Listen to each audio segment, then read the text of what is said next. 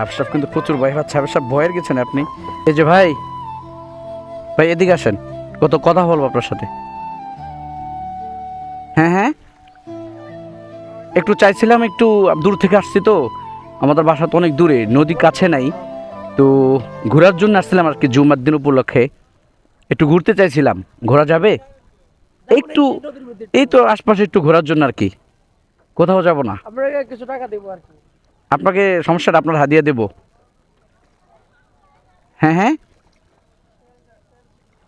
এই তো তেলের সমস্যা নেই, তেলের হাদিয়া দেবো আপনাকে, টেনশন নেই, সেটা নিয়ে টেনশন করবেন না। তাহলে আসেন, এখান থেকে ঘুরে আসেন।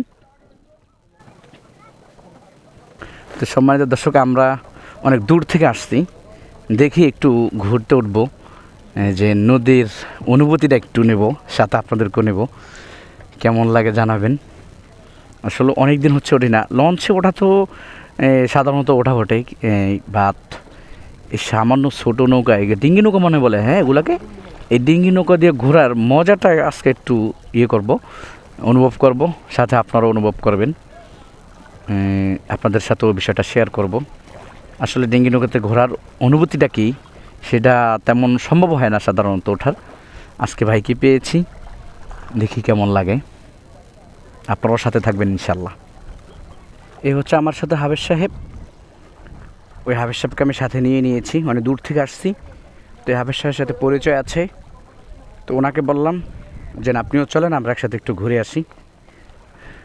আজকে এই ভাইয়ের মাধ্যমে ওই ভাইয়ের ডিঙ্গি নৌকা দিয়ে আমরা আজকে ঘুরবো, ওখান দিয়ে উঠবো। হ্যাঁ আচ্ছা ঠিক আছে।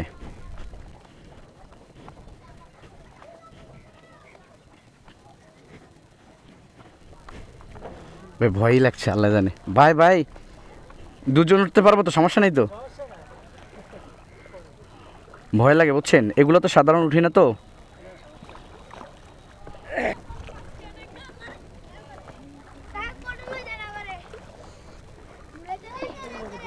উঠেন আস্তে আস্তে ভাই, লড়াচড়া করে দিই।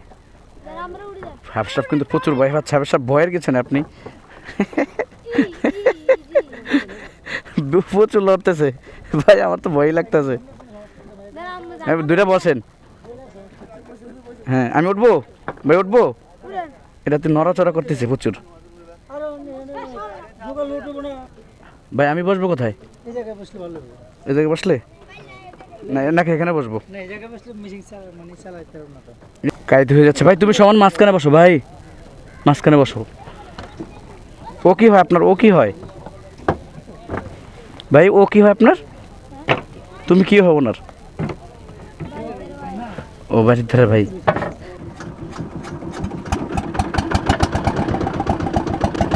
সেই অনুভূতি